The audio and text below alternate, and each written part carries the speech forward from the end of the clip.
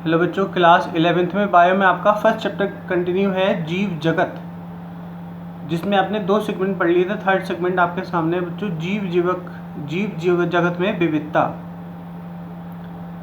इसमें पढ़ते हैं बच्चों कि क्या डिफरेंशिएशन है, क्या विभिन्नता है, क्या डिफरेंस है एनिमल किंगडम में, वो आपको इसमें पढ़ने को मिलेगा।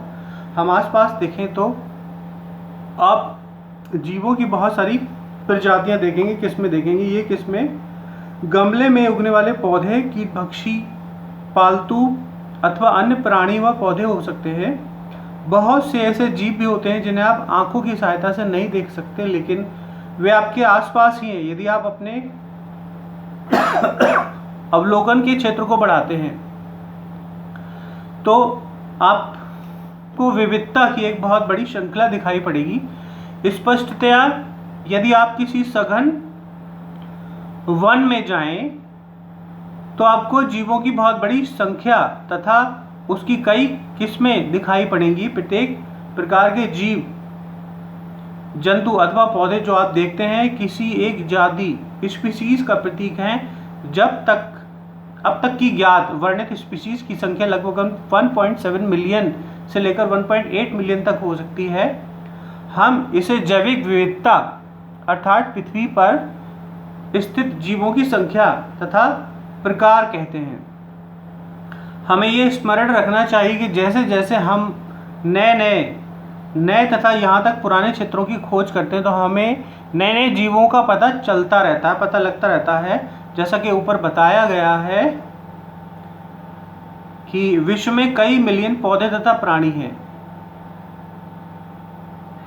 हम पौधे तथा प्राणियों को उनके स्थानीय नाम से जानते हैं। ये स्थानीय नाम एक ही देश के विभिन्न स्थानों के अनुसार बदलते रहते हैं। यदि हमें कोई ऐसी विधि निकाल नहीं ली होती जिसके द्वारा हम किसी विषय में चर्चा कर सकें तो शायद इससे भ्रमकारी स्थिति पैदा हो सकती है। प्रत्येक जीव का एक मानक नाम होता है जिससे वह उसी नाम से सारे विश्व में जाना जाता है। इसे बच्चों वैज्ञानिक नाम कहते हैं, साइंटिफिक नेम कहते हैं। अलग अलग सब्जेक्ट के अनुसार इसे हम बॉटनिकल नेम कह सकते हैं, जूलॉजिकल नेम कह सकते हैं, फिजिकल नेम कह सकते हैं, केमिकल नेम कह सकते हैं या उसका साइंस नेम कह सकते हैं। इस प्रक्रिया को नाम पद्धति कहते हैं, नोमेनकल्चर कहते हैं बच्चों। स्पष्टता नाम पद्धति तभी संभव है जब जीवों का वर्णन सही हो और हम बता सकते हो कि ये इस नाम का जीव है। इसे पहचानना कैसे है? अध्ययन को सरल करने के लिए अनेक वैज्ञानिकों ने अपने ज्ञात जीवों को वैज्ञानिक नाम देने की प्रक्रिया बनाई है।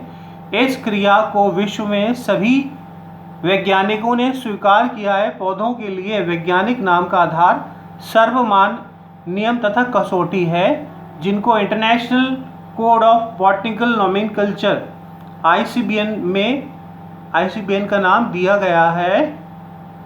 आप पूछ सकते हैं कि प्राणियों का नामकरण कैसे किया जाता है? प्राणी वर्गीकीविदों क्लासिफिकेशनिस्ट ने international code of zoological nomenclature ICZN बनाया है। वैज्ञानिक नाम की ये गारंटी है कि प्रत्येक जीव का एक ही नाम रहे। किसी भी जीव के वर्णन से विश्व में किसी भी भाग में लोग एक ही नाम बता सकें। वे ये भी सुनिश्चित करते हैं कि एक ही नाम किसी दूसरे जीव का ना हो। जीव विज्ञानी जीवों के वैज्ञानिक नाम देने के लिए सार्वजनिक मान्य नियमों का पालन करते हैं। प्रत्येक नाम के 2 घटक होते हैं, वंश नाम तथा जाति संकेत पद। इस प्रणाली को जिसमें 2 नाम के घटक होते हैं द्विनाम पद्धति या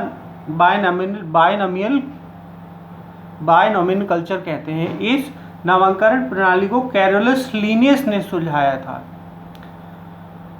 इसका उपयोग सारे विश्व के जीव विज्ञानी करते हैं। 2 शब्दों वाले नामकरण प्रणाली बहुत सुविधाजनक है, बहुत ज़्यादा सुविधाजनक है बच्चों। आपको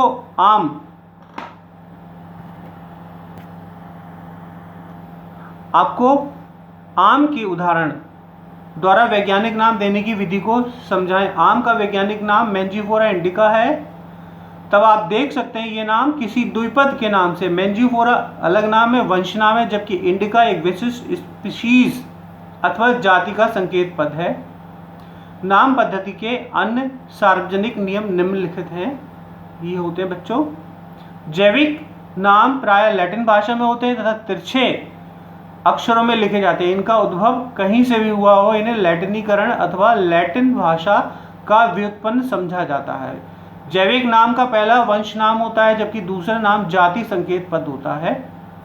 जैविक नाम को हम हाथ से लिखते हैं तथा दोनों शब्दों को अलग अलग रेखांकित व छपाई में तिरछा लिखना चाहिए। रेखांकन उसके लैटिन उद्भव को दिखाता है। पहला अक्षर जो वंश नाम बताता है बड़े अक्षर में होना चाहिए, जबकि जाति संकेत पद छोटा अक्षर होना चाहिए। मैंजीफोरा इंडिका के उदाहरण से इसकी व्याख्या कर सकते हैं। ओके बच्चों, thank you so much for watching my video.